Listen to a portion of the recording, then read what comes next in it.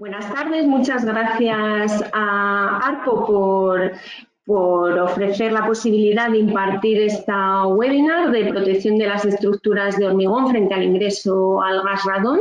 Mi nombre es Patricia Prieto y soy técnico de especificación de la empresa fabricante de materiales Forrock. Podéis enviar vuestras preguntas o dudas a la dirección de mail que encontraréis al final de la sesión de webinar. Bueno, como bien sabéis, y para el que aún no lo sepa, ARPO es la Asociación de Reparación, Refuerzo y Protección del Hormigón, que nace en el año 2010 para unificar a un colectivo de empresas especializadas en esta actividad. La asociación la impulsa un grupo de empresarios y su objetivo es el de ser un punto de encuentro con la administración pública y con otras entidades relacionadas en esta actividad. Profesionalizar al gremio y también promocionar el trabajo que hacemos sus asociados. A día de hoy, ARPO lo forman empresas especializadas en diferentes ámbitos, fabricantes o proveedores de productos y servicios, empresas contratistas que además están acreditadas en base a los protocolos que ha desarrollado la propia asociación y también ingenierías. ARPO fomenta actividades divulgativas para conocer y promover el sector y dar formación a todos los profesionales que lo integramos. Estas actividades son eventos y jornadas como el foro anual, publicaciones como la guía informativa, la de normativa, las recomendaciones de reparación, refuerzo y protección tanto en edificación como en obra civil, material audiovisual como los vídeos divulgativos que están en el canal de YouTube o formación como cursos en vídeo que también están disponibles en la web y otras formaciones como son esta webinar que hace difusión de nuestra actividad en tiempo real y que resulta muy útil dada la situación que estamos viviendo. ¿Qué objetivo tiene esta webinar? Bueno, pues fundamentalmente tiene una finalidad divulgativa. Lo que queremos es daros a conocer una visión general y actualizada de los aspectos del radón, de sus características, su comportamiento, de los riesgos que tiene para la salud y el marco normativo más o menos actualizado a día de hoy, concienciar sobre la necesidad que tenemos de medir el radón para saber si estamos en riesgo, explicar qué mecanismos de protección hay y las acciones para corregir o mitigar su concentración. Y bueno, ¿por qué os hablo yo de este tema? Pues mi interés con esta temática surge hace ya más o menos 7 años. Yo había empezado a oír un poco sobre el tema del gas radón, pero era bastante ajeno, no estaba muy interesada en ello y coincide justo con mi mudanza a una vivienda, a una zona en la que existe un riesgo potencial.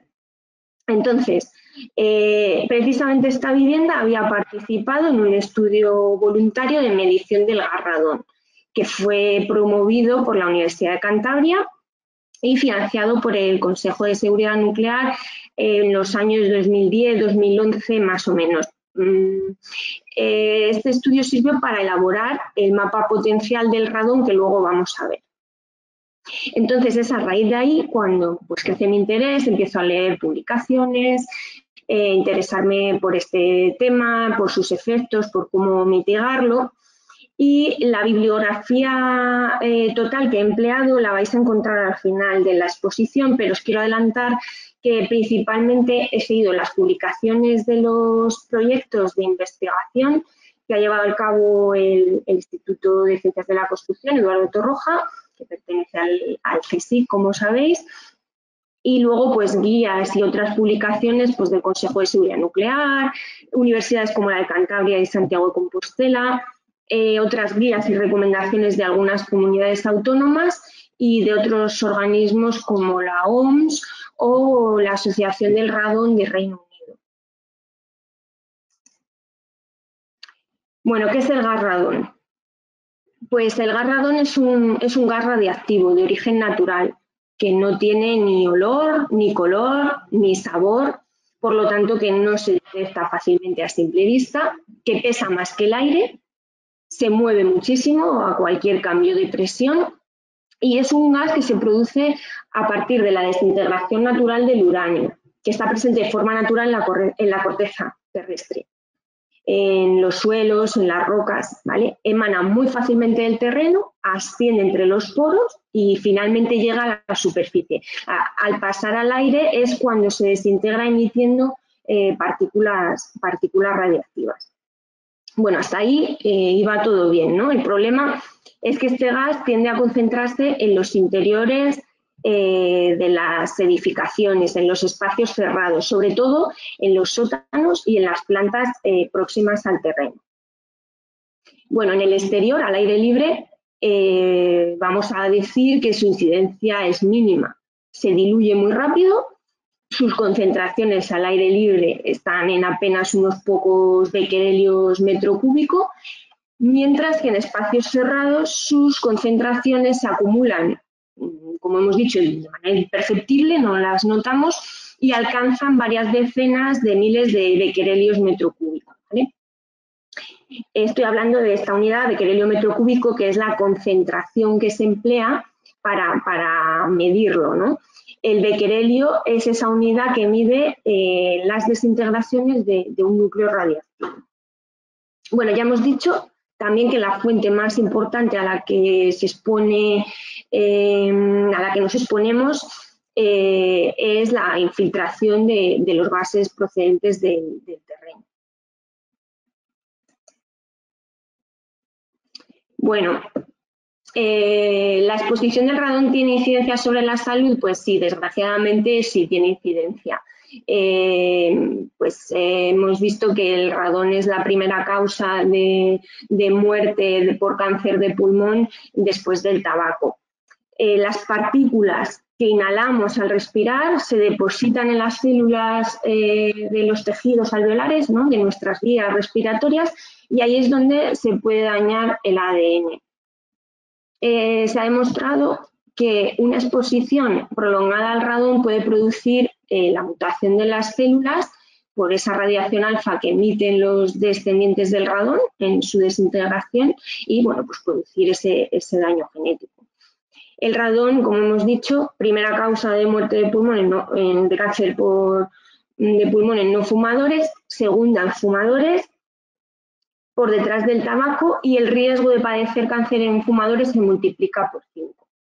Entonces, hay una estimación de que ese porcentaje de cánceres atribuibles al radón es de un 14%. O sea que cada año fallecen por esta causa más o menos 2.000 personas, que es un número equiparable al que se produce por fallecimiento en accidentes de tráfico. Concentraciones bajas también se ha demostrado que generan un pequeño incremento en el riesgo. Y si me vais a preguntar si hay un nivel de exposición seguro, que se haya establecido un umbral por debajo del cual no exista un riesgo para la salud, pues la respuesta es que no, que a día de hoy no se ha establecido ni se ha puesto un criterio de unificación. La Organización Mundial de la Salud ya en los años 80 recomendaba establecer niveles límites de 100 becquerelios metro cúbico. Bueno, hablamos ahora de esos límites y recomendaciones que existen. Bueno, pues os muestro el mapa de riesgo potencial del que os hablaba, que ha sido elaborado por el Consejo de Seguridad Nuclear y que es una estimación de la concentración del radón que hay dentro de las viviendas, ¿vale? Se ha elaborado en base tanto a los estudios geológicos como a las medidas que se realizaron en esas 12.000 viviendas, incluida voluntariamente la mía, ¿vale?, que también participó. Entonces, ¿qué es el riesgo potencial de una zona? Pues es este percentil 90 de la distribución de los niveles de radón en los edificios de esa zona. Entonces, para ejemplarizarlo en el caso más dramático, ¿vale?, en el extremo de los 400 becquerelios metro cúbico, significa que el 90% de los edificios tienen concentraciones inferiores a 400 becquerelios metro cúbico y que solo un 10% supera este nivel, ¿vale?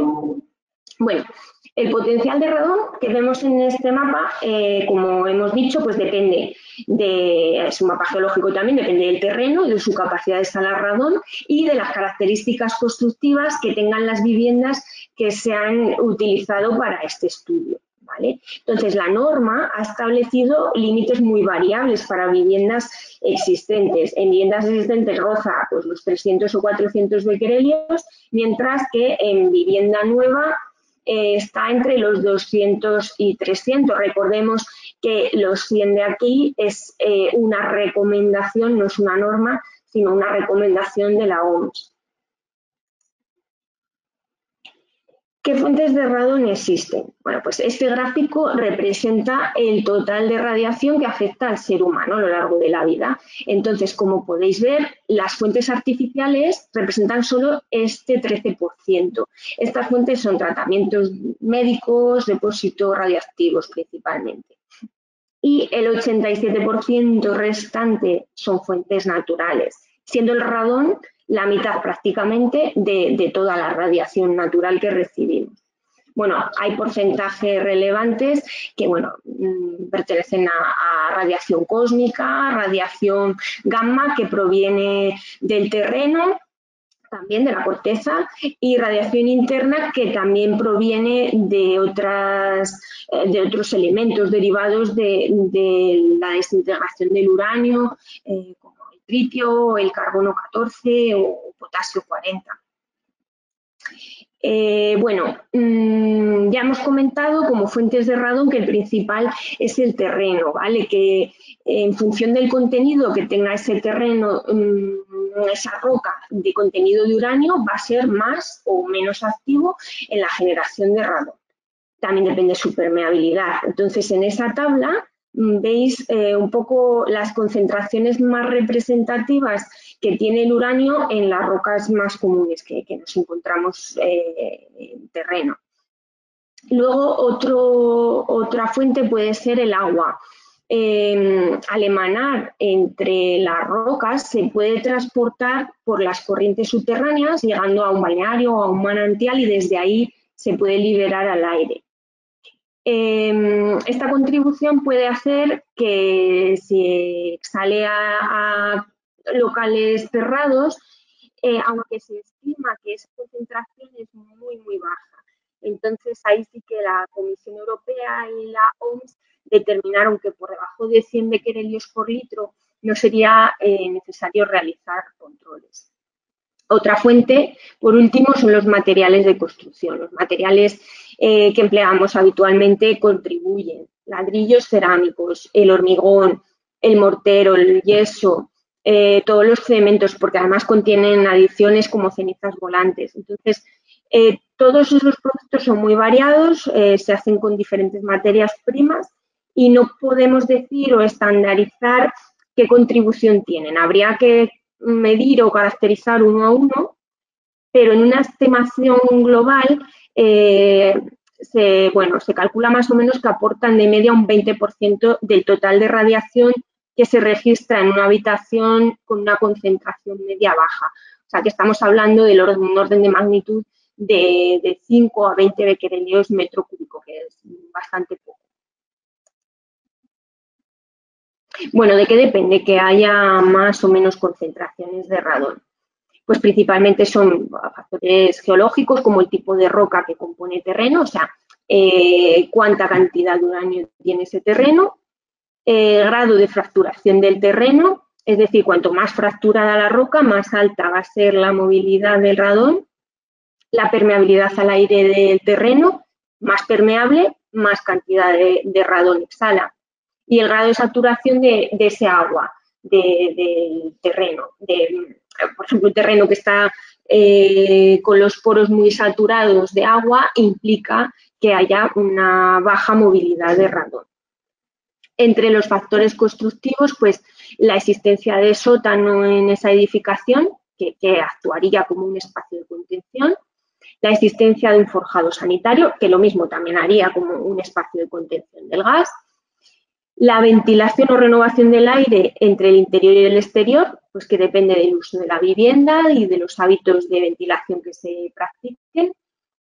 y la presencia de elementos también que puedan actuar como barreras de radón, bueno, así como la estanquidad de la envolvente, que serían pues las posibles vías que el radón encuentra para filtrarse en su interior.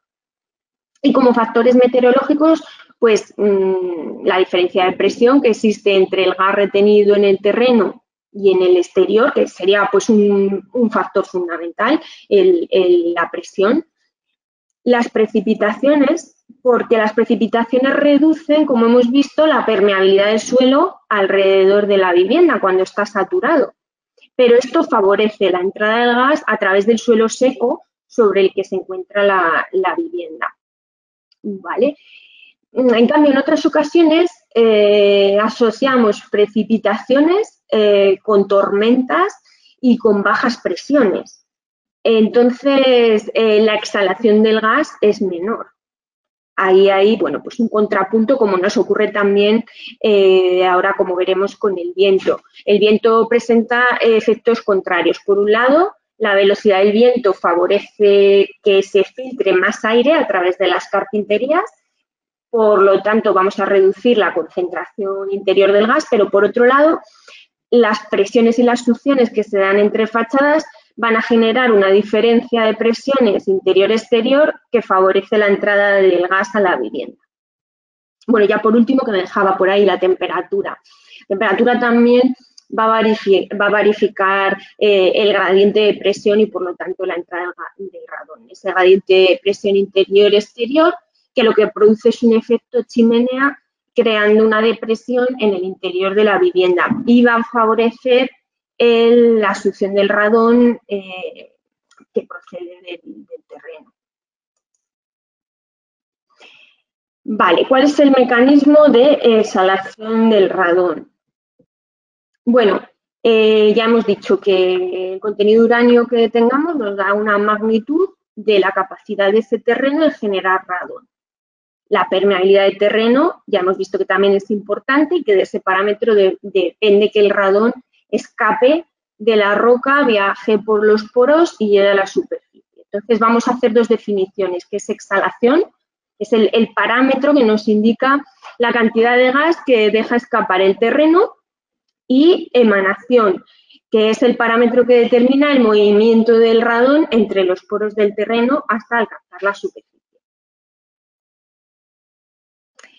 Bueno, el mecanismo de movimiento del gas radón. Bueno, pues ese gas que hemos visto que exhala el terreno se mueve principalmente por dos procesos, por un movimiento de difusión y uno de convección. El de difusión se produce de una zona de alta concentración a una zona de baja concentración, es decir, que existe un flujo de radón que depende de las diferencias de concentración que existen en un espacio al siguiente. Y luego el movimiento de convección, que pues resulta un movimiento determinante para que entre el gas radón. Es el flujo convectivo que sucede por diferencia de presión entre un terreno donde está el radón y la presión que existe en la atmósfera o en el interior de un edificio. Bueno, pues este movimiento depende principalmente de lo permeable que sea el medio y del gradiente de presión que exista. Bueno, los mecanismos de entrada del radón a un edificio pues serían las vías de acceso que encuentra más fáciles el radón para penetrar, y serían pues a través de la solera, de sus juntas, su encuentro perimetral, sus fisuras, a través del forjado sanitario, ¿vale? Ahí pasaría a la cámara, si es que existe, y si no está bien ventilada, pues entraría en la vivienda. Entra también por los muros de los sótanos y muros bajo rasante de terreno. A través de arquetas y conductos de saneamiento, asciende por bajantes si están conectadas con los cuartos húmedos de la vivienda, y también puede entrar a través de las cámaras de aire de los muros de fachada que, bueno, pues hacen como de chimenea para ascender esas cámaras a los pisos superiores. Bueno, antes de entrar a ver cómo se mide y cómo se efectúa los trabajos de concentración, de medición de concentración, quería ver un ejemplo de una medición que se ha realizado durante 4 semanas y lo que quiero pues es que vierais la variabilidad de la concentración del gas. Bueno, pues durante estas 4 semanas veis que los niveles de radón varían muchísimo en el tiempo. Pueden subir y bajar en cuestión de minutos, de un día a otro, de una estación a otra. La concentración de radón es más alta normalmente en invierno que en verano. También más alta por la noche que por el día. Esto, pues, como podéis entender, se debe a los hábitos de ventilación que tengan los habitantes de la vivienda. También está muy relacionado con los factores meteorológicos, como hemos visto. Por eso sí que es importante que todas las mediciones que se tomen sean durante el mayor tiempo posible, porque van a ser mediciones más precisas y más representativas al incluir o al contemplar pues todas esas variaciones que se sucedan, las que comentábamos. Bueno, pues medir radón es relativamente fácil, ¿vale? Es el único indicador fiable que tenemos porque, bueno, como hemos visto, el mapa nos da una orientación, pero, bueno, esa orientación no la podemos sustituir con mediciones reales. Vale, ahora vamos a ver cómo se mide el gas. Existen muchos tipos de medidores de interior, de exterior, incluso del terreno, pero vamos a hablar de los de interior.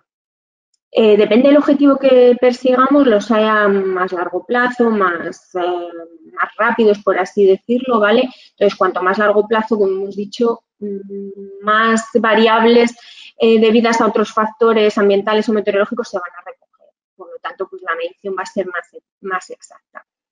Este es el caso del primero, de los detectores de trazas de partícula alfa, que son unos sensores muy pequeñitos, ¿vale? Que se van dañando al recibir el impacto de las partículas procedentes de la desintegración del uranio.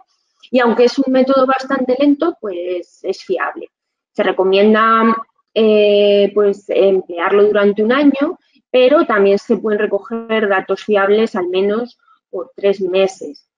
Se coloca fácil, ¿vale? En cualquier espacio, en uno o varios espacios de la vivienda, y al terminar la medición se envía a un laboratorio acreditado para que nos devuelva el resultado. Luego tenemos también los filtros de carbono activo o los canisters que, bueno, el funcionamiento es parecido, absorben el radón, pero solo 48 horas. O sea, el análisis es muy rápido porque en 4 o 5 horas ya tenemos las medidas. Es una lectura muy rápida para saber de manera instantánea la imagen de ese momento que tenemos de los 2 días que dura la exposición, ¿vale? Con lo cual es una medida menos exacta, pero pues es útil para saber en qué estancias tenemos un acceso mayor de radón o para medir la eficacia si hemos hecho, por ejemplo, alguna técnica de remediación. Y luego, por último, los medidores en continuo, que, bueno, pues este tipo de medidores son los que ofrecen una información más detallada a lo largo del día del comportamiento del gas. Arroja resultados pues, de 10 minutos a 1 hora, con lo cual, pues bueno, son sensores que dan muchísima más información, pero claro, su coste es muchísimo más elevado. Y luego, pues hay otro tipo de medidores que son domésticos, que nos sirven para tener una medición de referencia y son compactos. Se conectan incluso a alguna aplicación móvil. No son medidores tan fiables como los que comentábamos, pero bueno, son relativamente económicos, cualquiera los puede tener y no precisan de una empresa especializada que haga la medición como lo anterior y nos sirven pues para tener una medición instantánea y un orden de magnitud pues eso, en un instante o una media desde que se resetea o se inicia la medición. El protocolo de medición sería el siguiente: establecer la duración en el tiempo que se pretenda medir, el número de medidores y dónde ubicarlos, sótanos y plantas bajas principalmente, que es donde se concentra más el gas, y estancias donde permanezcamos más, pues un despacho, un salón, un dormitorio, evitando un pasillo o un cuarto de baño, ¿no? Que son estancias más de paso, dejando siempre el detector en un sitio fijo a una altura intermedia separado de la pared y de corrientes que puedan producirse por ventanas y puertas también para que no se vea influenciado y, por supuesto, pues no manipular las condiciones reales y los hábitos de la vivienda. Bueno, la normativa de protección radiológica que aplica frente al gas radón. Bueno, yo creo que voy bien de tiempo, pero tampoco voy a enrollar mucho profundizando en normativa. Vamos a verla porque no quiero tampoco aburriros mucho con ella, que es lo más árido. Pero bueno, quería que vierais la evolución de la normativa pues desde los años 80 hasta la actualidad, ¿no? Ha habido una serie de normativas, sobre todo relacionadas con protección radiológica de los trabajadores, de los lugares de trabajo. Y sí que mencionar, bueno, que aquí en España nos comprometimos con la Unión Europea a establecer, como ya se venía haciendo en otros países de la Unión, una serie de normas de seguridad contra las radiaciones ionizantes. Pero claro, al final lo que se publicó pues, fue una transposición parcial de la normativa que exigía Europa y bueno, y llegamos también fuera de plazo y en fin, lo más reciente que tenemos y aprobado ahora mismo ha sido a finales del 2019 la sección HS6 del documento básico de salubridad del Código Técnico de la Edificación, que incluye al radón como uno de los parámetros a considerar en la construcción de edificios. Este documento se ha encontrado en fase borrador durante un montón de tiempo y finalmente se aprobó a finales de año y este verano del 2020 entrará en vigor. Bueno, pues lo vamos a ver rápidamente. Su ámbito de aplicación es los edificios de nueva planta que se encuentran en los municipios de la zona 1 y zona 2 del mapa. Estos edificios son pues, edificios a reformar siempre y cuando la reforma se vea afectada por elementos constructivos que influyan a la concentración, en ampliaciones también y en cambios de uso. El documento básico define dos categorías de las zonas en las que aplicar las medidas de protección y las establece en función del nivel de riesgo. Entonces, las zonas de riesgo 1, que sería entre 300 y 600 becquerelio metro cúbico, y las zonas de riesgo 2, que es si superan los 600 becquerelios metro cúbico, ¿vale? Entonces, en un apéndice, el apéndice que contiene el código técnico, se adjunta el listado de los municipios que se incluyen o se han elaborado para este, bueno, conforme se incluyen en ese anexo conforme al plano que elaboró el Consejo de Seguridad Nuclear del que hablábamos anteriormente. ¿Qué medidas podemos adoptar? Bueno, pues el documento básico simplifica bastante las opciones y propone como medidas a adoptar para los municipios de zona 1 la colocación de una barrera de protección o hacer una cámara ventilada. Y para los municipios de la zona 2 propone la colocación de barrera de protección y cámara ventilada o la colocación de barrera de protección y la despresurización del terreno. Vale, luego también propone una serie de alternativas. Actuaciones alternativas serían pues para los edificios existentes cuando no podamos colocar una barrera de protección. Y estas alternativas pues serían el sellado de grietas en los cerramientos que estén en contacto con el terreno, por ejemplo los muros bajo rasante y las soleras, y la mejora de la ventilación. Bueno, este tipo de medidas deberían adoptarse en caso de que no podamos interponer una barrera. No son medidas definitivas ni estratégicas, o sea, producirían una disminución o una mitigación, digamos, discreta de la concentración del radón. Estas medidas se tomarían como una fase inicial para la mitigación o en caso de que tengamos muy bajas concentraciones de gas. Vale, las estrategias de corrección que existen. Bueno, pues ya sabemos lo que nos exige el código técnico y ahora pues lo vamos a poner en práctica y lo vamos a clasificar en 3 apartados: ventilación, barreras o despresurización. La ventilación se puede llevar a cabo en la vivienda o en la cámara en caso de que exista forjado sanitario. Puede ser pasiva o puede ser forzada si dispone de un mecanismo de accionamiento. Las barreras son membranas que dotan de estanqueidad, que impiden el paso del barradón y se pueden poner tanto en obra nueva como en rehabilitación. Requieren de mano de obra especializada, de prestar mucha atención para resolver encuentros y puntos singulares y, según el código técnico, pues tienen que cumplir ciertos requisitos de coeficiente de difusión y resistencias mecánicas y durabilidad.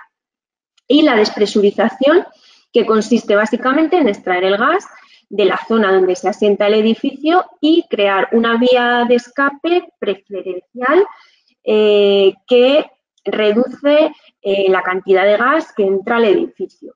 Lo mismo, esta despresurización, como la ventilación, pues podría ser natural o forzada con un mecanismo de accionamiento. Bueno, ventilación de la vivienda. Como hemos dicho, es recomendable solo en el caso de que haya bajas concentraciones.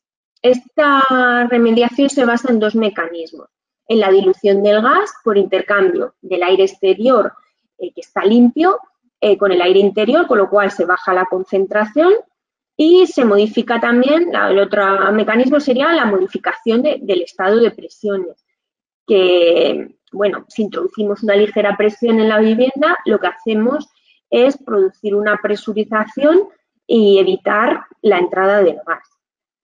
Bueno, el primer mecanismo, diluir la concentración, actualmente es incompatible con las exigencias de la eficiencia energética que manda la norma, porque, a ver, se requieren unas cuantas renovaciones por hora para lograrlo y está muy por encima de las renovaciones normales de una vivienda convencional, que son más o menos entre 1 y 2 renovaciones hora.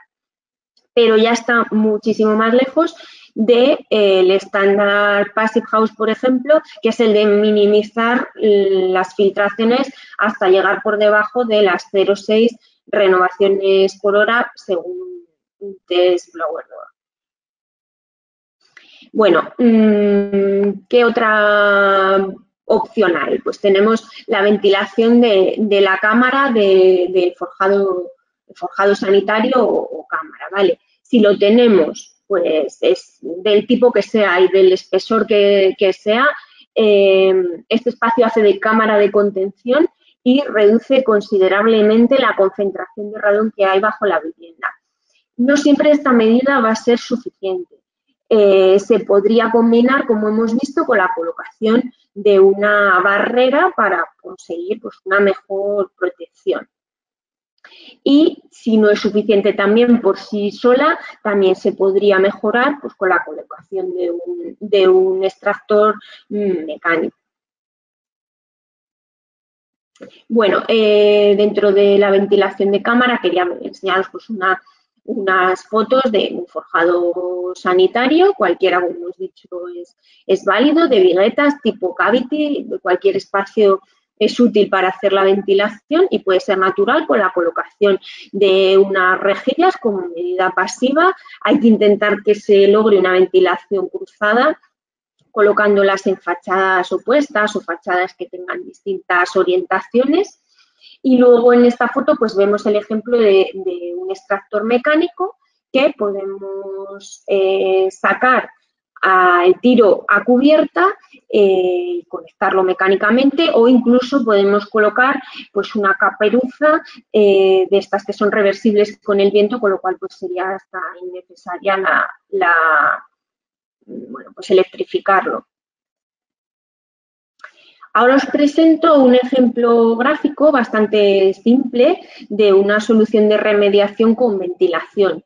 Se produjo, bueno, pues la ventilación del forjado sanitario de una vivienda que estaba ubicada en la Sierra Norte de Madrid. Esta foto que nos ha facilitado la empresa Geomnia se hizo durante la ejecución de las obras, pero bueno, las mediciones se realizaron con la vivienda terminada y es simplemente pues para mostraros la flecha del lugar donde se hizo la apertura de la rejilla de ventilación. Entonces, como os digo, una vez concluida la vivienda, se realizaron lecturas y, bueno, la media del antes y del después de practicar la ventilación, pues es bastante gráfico. Antes de ventilar el forjado teníamos esos 345 becquerelios metro cúbico y solamente con practicar una ventilación que era cruzada porque en la otra parte había un hueco por instalaciones, por paso de instalaciones, entonces se consiguió reducir prácticamente a la mitad, quedando en esos 172 becquerelios metro cúbico. Y además luego creo que se practicaron, el propio propietario empezó a practicar otra serie de orificios y siguió leyendo y mejoró aún más la medición por su cuenta. Bueno, otro método, como hemos visto, de remediación es el empleo de barreras. Las membranas que se emplean son de muchos tipos. Se pueden clasificar en membranas adheridas o no adheridas al soporte. Las adheridas se pueden presentar en rollos o ser proyectables. Si las clasificamos por su ubicación en la estructura, pues pueden ser preinstaladas si se colocan antes del vertido del hormigón o, bueno, en este caso lo que hacen es un anclaje mecánico, o pueden ser también post-instaladas, que son las que se colocan cuando el hormigón ha curado o en rehabilitación. Bueno, independientemente del tipo de membrana, lo que sí que tienen que cumplir es una estanqueidad frente al gas radón, por lo tanto, un bajo coeficiente de difusión. Como hemos dicho, el código técnico establece unas premisas para verificar que se cumple ese cumplimiento, ¿vale?, con el espesor de la lámina y el coeficiente de difusión. Si no cumple alguna de esas premisas, se puede justificar también el cumplimiento con el cálculo que se contempla dentro del propio código técnico. Además de esto, tienen que cumplir otras características mecánicas, como veis, pues resistencia al punzonamiento, al desgarro, a tracción y cierta elasticidad y, bueno, una resistencia química que también le va a conferir durabilidad. Bueno, aquí vemos unos ejemplos de colocación de barreras tipo membranas. Estas verdes de la izquierda, Prufes Total, son un tipo de membrana multicapa que, bueno, pues tienen un espesor muy bajo, pero están formadas por un total de 5 capas.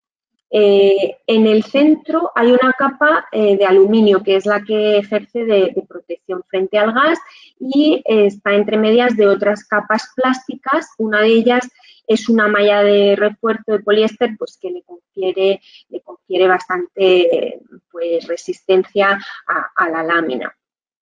Y luego estas láminas de la derecha son Prufes 3000, que es base bituminosa, está modificada con polímeros y tiene también un mayor espesor. Es una barrera de más entidad, digamos, que va adherida al soporte, incluidos los solapes, se adhieren también entre sí, porque lleva un film transparente, un film adhesivo que se retira y la verdad es que facilita bastante la colocación en obra. Además, esta barrera pues también hace de barrera de impermeabilización, o sea, hace la doble función y al ser bastante maleable y bastante flexible, pues facilita las dobleces de las esquinas para hacer esos encuentros y puntos singulares. Y este es otro tipo de lámina que es de la tipología preinstalada, es decir, la que vamos a colocar antes del vertido del hormigón. Esta lámina ya sí que tiene mayor espesor, mayor rigidez, porque claro, tiene que soportar la colocación de la armadura, como estamos viendo, que va sobre ella, y el vertido del hormigón, el vibrado.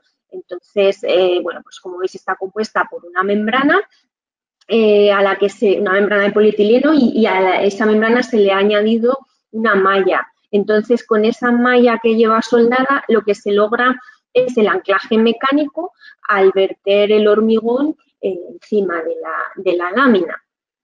Los solapes de estas láminas también van adheridos entre unos y otros rollos, porque lo mismo llevan una cinta adhesiva y entonces se pueden solapar y adherir perfectamente. Y luego todos los detalles, los rincones, los encuentros, los pasatubos, las L's, llevan bueno, pues, una solución mediante piezas especiales que, bueno, pues este tipo de láminas, como hemos dicho, es fundamental que las coloquen mano de obra especializada. Aquí en esta imagen podemos ver, por ejemplo, ese tipo de pieza especial que os comentaba, que es un pasatubo del diámetro exacto de la tubería. Luego vemos también el encuentro de la otra lámina, de la más flexible, Prufes Total, que tiene resuelto pues, lámina con un pilar metálico. Y aquí a la izquierda vemos la solución de una esquina vista por fuera y por dentro, como podría ser pues, una bancada de una maquinaria o una pilastra sobre la que se apoya un soporte.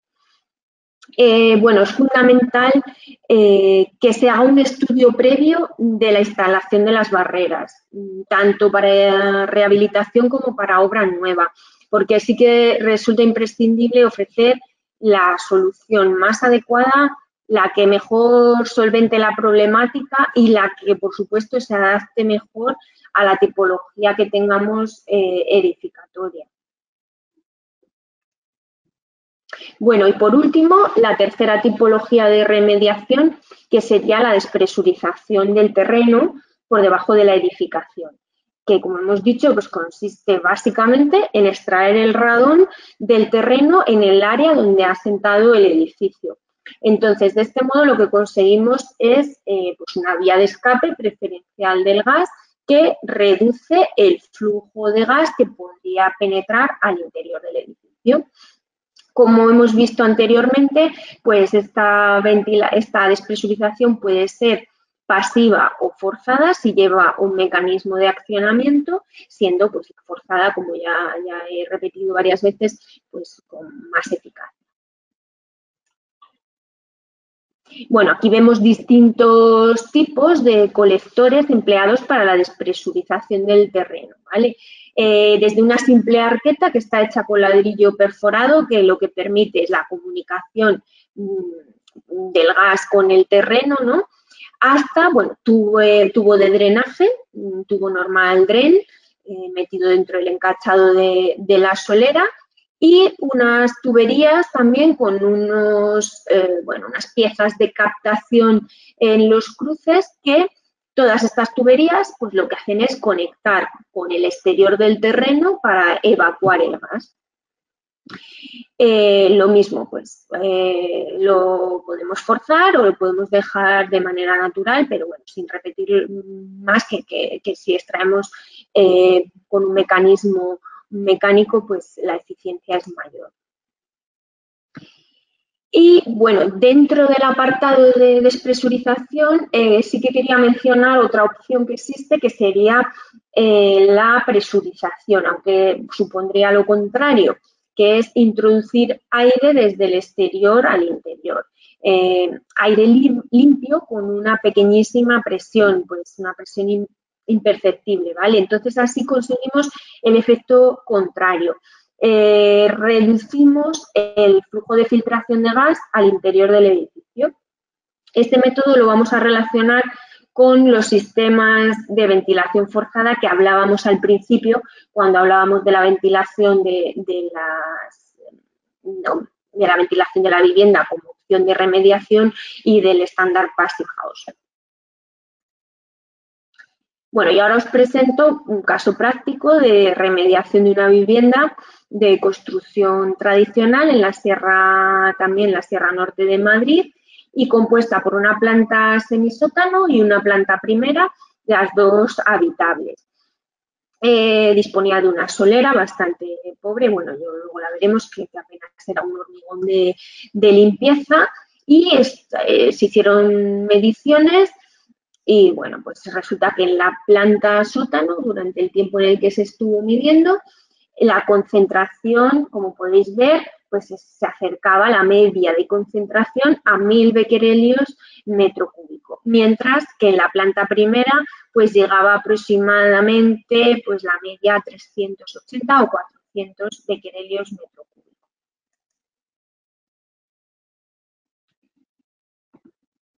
A ver. Y aquí, bueno, se estudiaron las principales vías de acceso, las soluciones posibles según la tipología edificatoria de la casa y finalmente lo que se planteó, pues como mejor solución fue la ejecución de esta zanja para despresurizar el terreno y de la instalación de una ventilación forzada en fachada hasta cubierta, ¿vale? Aquí veis, bueno, pues el esquema en planta y en sección de la solución planteada. ¿Cómo se ejecutó? Bueno, pues se picó la solera, que como veis, pues apenas es un hormigón de limpieza, era una solera muy pobre, se realiza la zanja, se coloca en la zanja este tubo de drenaje que era de diámetro 100 milímetros, que bueno, es un tubo de drenaje que está perforado, ¿vale? En toda la parte que ocupa el terreno y que es ciego en la parte ya que atraviesa el muro de cerramiento. Luego se rellena con grava para permitir el paso del gas a su través y se coloca encima una lámina plástica sobre la que se hace el solado de otra vez el pavimento del semisótano.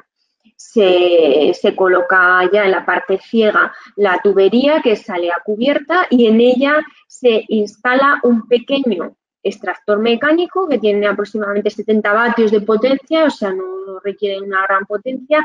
Y bueno, y ahora pues vamos a ver el resultado de las mediciones del antes y el después de la instalación del extractor.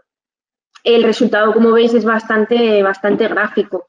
En la llave 1, que estaba instalado un medidor de sótano, como podéis ver, y otro en planta primera, bueno, pues tenemos unos valores que no llegan a los que os presentábamos de la medición de unos meses atrás, son un poco inferiores, porque bueno, pues entre la medición previa y la remediación pasó un tiempo y aquellos eran más del invierno y estos de primavera que vemos que la medición baja. Luego, pues, bueno, esa media son 750 y 150 respectivamente. Ya si nos fijamos en la llave 2, aquí se conecta, se hace la zanja, se conecta la ventilación pasiva, ¿vale? Y añadimos otro medidor más en planta sótano. Entonces, aquí las lecturas, como habéis visto, se reducen significativamente, o sea que podemos decir que pasan a ser prácticamente la mitad de antes de la conexión. Pero bueno, en la llave 3 ya vemos dónde se produce el cambio más significativo, cuando conectamos la ventilación mecánica y ya se comprueban que tanto los medidores de sótano como el de la vivienda, en los de sótano pasan a tener prácticamente menos de un tercio de lo que tenían con la otra, con la ventilación natural y bueno, y de la planta primera pues también sufre una disminución significativa porque queda muy por debajo de 100 becquerelios metro cúbico pues eso, en planta primera. Y bueno, ya por último os dejo, como os comentaba al principio, la bibliografía que he consultado y que llevo leyendo desde hace tiempo, ¿vale? Que me ha servido también para poderos hablar de esta temática y si necesitáis que os facilite cualquier otra publicación, cualquier documentación o queréis hacer cualquier tipo de consulta o de pregunta, pues os voy a dejar mi email, mi teléfono y podéis poner en contacto conmigo siempre que lo necesitéis. Sin más, agradeceros a todos vuestra atención y espero que os haya resultado interesante esta webinar. Muchísimas gracias.